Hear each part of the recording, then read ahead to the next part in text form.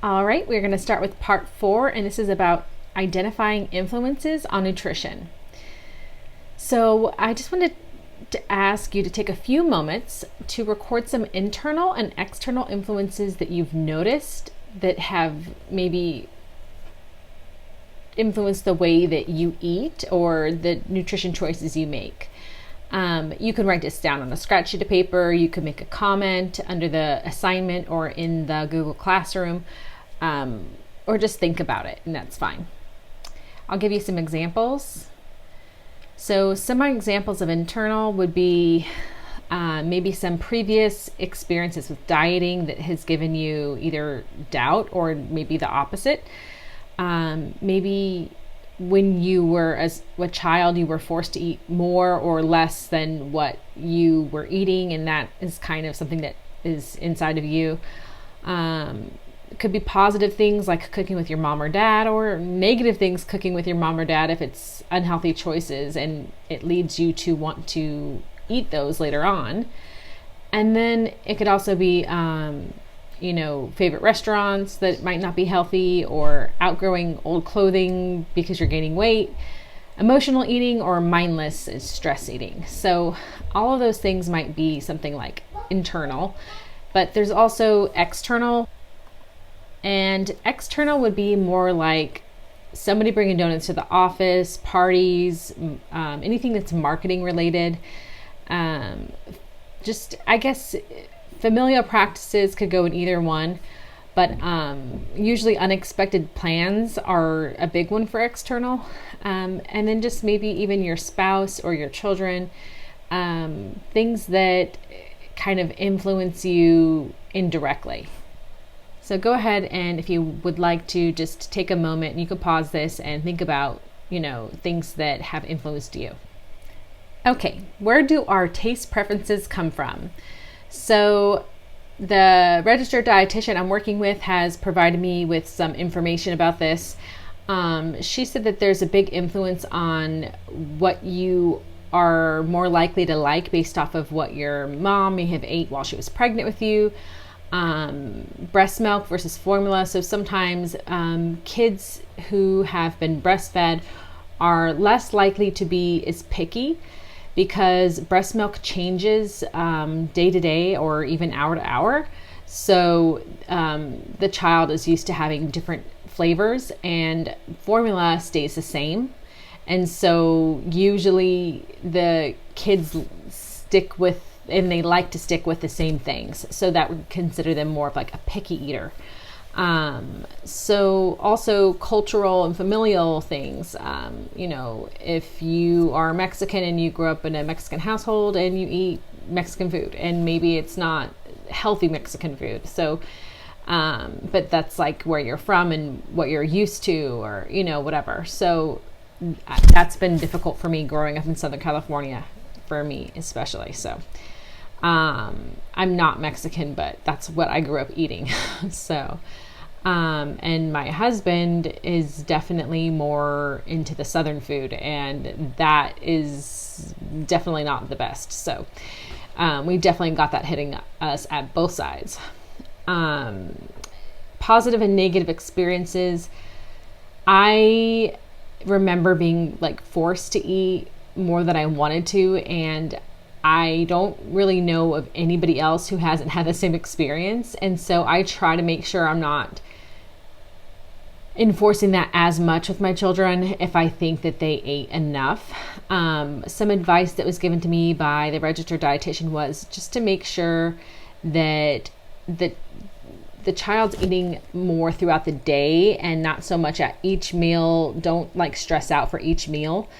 And so I thought that was good advice, and I think that would carry over well into adulthood. And also my daughter's pediatrician recommended, just even week to week, are they eating, maybe one day they eat tons and maybe one day they don't. And so to take that into consideration when you are, before forcing food. And that comes to the next point, which is pressure.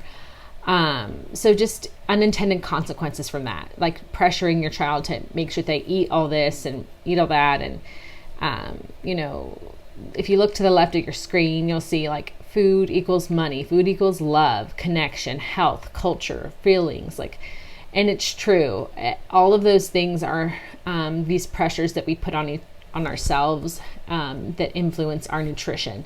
And so it's, if you think about a lot of stuff and you take time to think about it, it can kind of get deep. So hopefully y'all don't need some therapy after this. So I included a website that was, kind of cool, and it kind of explains on how, or it gives advice on how to avoid some pitfalls with pressuring your children on eating things and stuff. All right, now we have part 5, and this is going to be on assessing valid information.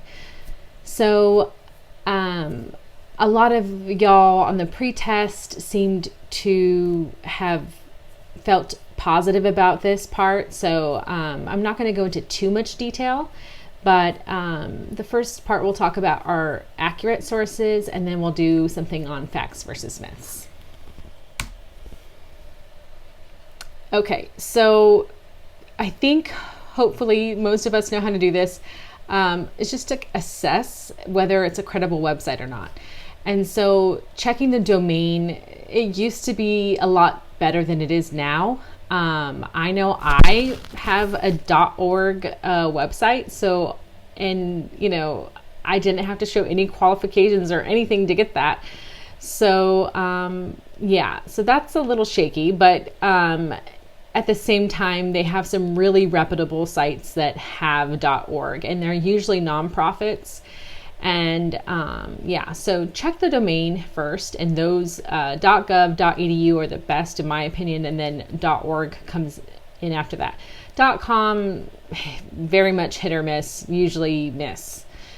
So all right, the name of the website. So usually if you see a website and it's named after one person, it's likely not the best source. And that's not always true, but if you wanted to err on the side of caution, then that would be one way to do it. So if it's like a nonprofit or whatever government agency, it's usually more reputable. Extremes, so anything that is pointing to extreme, either it could be up, down, left, right, whatever it is, if it's an extreme, it's more likely to not be a valid source. Even there's some really decent websites out there that are almost there. Like they have healthline.com, I believe is what it is. And they have some really good information, and they really claim to check things scientifically. But when I go to double check the sources, the studies are made really poorly.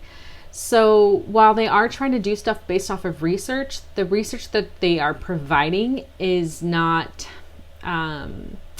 it's not stand up. Like they used very small sample studies, or for instance, and they were promoting some diet, and or they were talking about a diet, but they are using those extremes, like trying to get you to go low carb or whatever. And usually if they support an extreme, it's not going to be reputable. So obviously that's an easy one, is financial benefits and obligation. So who's getting paid and all that makes, that's something to check out. So experts, credible professionals, that's hit or miss. And, usually I would say that they're more credible, but, you do have those lone doctors out there, those lone professionals that, do gain money by being an extremist on one side. So you do have to check that out, and just realize that anybody can make a website, anybody can write a book. So we have to think about it, and don't follow anything that's done by blogs. And if it worked for me, it will work for you. It's not like that. I mean, everyone's different. Everyone's body is different. And it's best to look for dieting purposes, it's best to look at scientific sources. Just make sure that you check out the biases. And that's including our own, because we have them. So check on the behalf of yourself and on the behalf of others. All right, and these are some of the top, this is the top 2 websites that if you want to just get started with planning things or eating healthy, the registered dietitian said that these are some good ones to go to. Okay, so now we're going to talk about scientific studies and assessing whether they're valid or not. This is, I think, kind of difficult for some people, and they don't see what they're missing sometimes, so hopefully this will help. As far as validity goes, that's the first pointer, is that does it measure what it says it's going to measure? And so usually this is more apparent when things are like multifactorial and we don't know it, or the researcher doesn't point it out. And so, it could be that when you bought some certain diet food and it was a service and they brought you your food and it was prepared and it was so good, and, whatever, you ate it Monday at 9 and Tuesday at 9, Wednesday at 9, because they brought it to you at 9. And so each time you started eating it in the intervals that they brought it to you. Well, it could be that, and they had already pre-portioned it, right? So it could be that the food made you lose weight, or it could be that the actual timing of the food made you lose weight. In order for you to determine if it was one or the other, you'd have to rule out one of those. And a lot of times, especially with dieting research, it's not that easy to do so. And you'd really have to put somebody in a box to try to see, like, does this diet actually work? And so, so for validity, we couldn't say whether that actual food had caused somebody to lose weight, or if it was the actual maybe schedule and the fact that they were thinking about it, or, whatnot. So that's the best way I can describe validity in nutrition terms. Reliability. So reliability would mean doing the same thing and then getting the same results over and over and over. And so this is just, obviously like peer-reviewed studies, like having other people doing the same study over and over again, the same way, and getting the same results. The more that happens, the more reliable it is, and then the more valid it will be.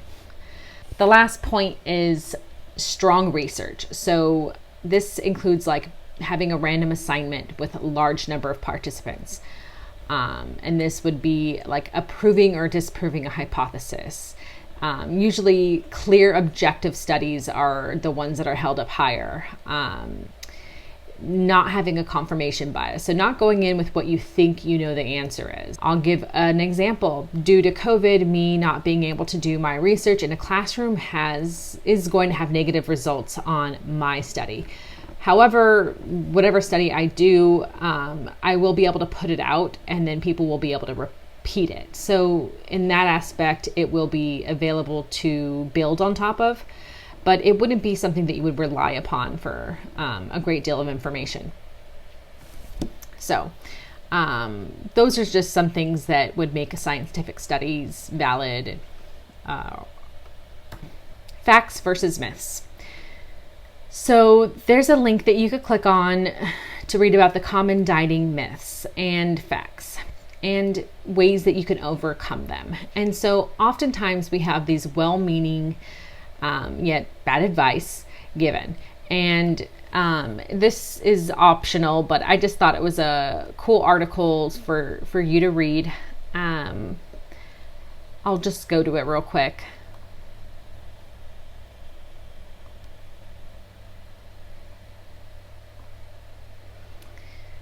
Okay, so we have diet myths and facts. Myth. Cut back on carbs to lose weight.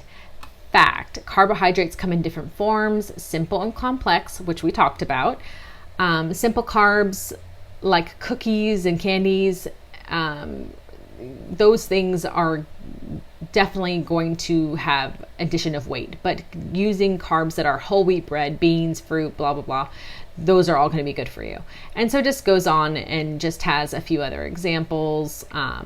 And I can scroll and you could read these if you'd like to pause, or you could click on the link that is in the PowerPoint. Okay, I just did this little thing here. It says, what do you think about this drink? So it's just a little ad I actually saw straight on online, and I just copied it real quick because it had some good information. It shows you the arteries at the top. It shows healthy, partially blocked, and then completely blocked.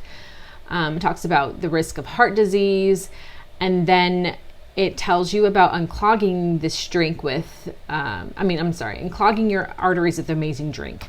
And so it seems legit, right? The top part is like legit, right? But then you come to the bottom and it's like, okay.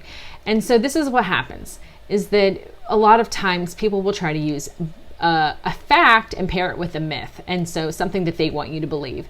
And so and just because many people know this, fact like the one on top, they're more apt to believe what's on the bottom, because if they told me this correct information, I know that's true. Now this drink must be, beneficial for me. And so the truth is, I'm looking at that drink right now and it looks like it's a juice. Juice has no fiber. You're basically taking all the sweet stuff out of a fruit and you're leaving all the stuff that you would want to eat behind. So I don't let my kids eat fruit without, I try to get them to eat the fruit with the peels most of the time, and they do. And I do that because it's fiber in there. And so the last thing I would ever tell anybody to do would be to juice something. And often we all think juicing is healthy, and it's just more concentrated sugars with less fiber. But that's so ingrained that we all think it would be healthy because it's juicing, it's fresh, it's from a fruit, and fruit is good. Whole fruit is good. But when you take away the most important parts, like the fiber, like the skin, that's probably, going to be a wash. So anyway, I hope that you liked this little session, and we have one more section left and then a post test. So thank you.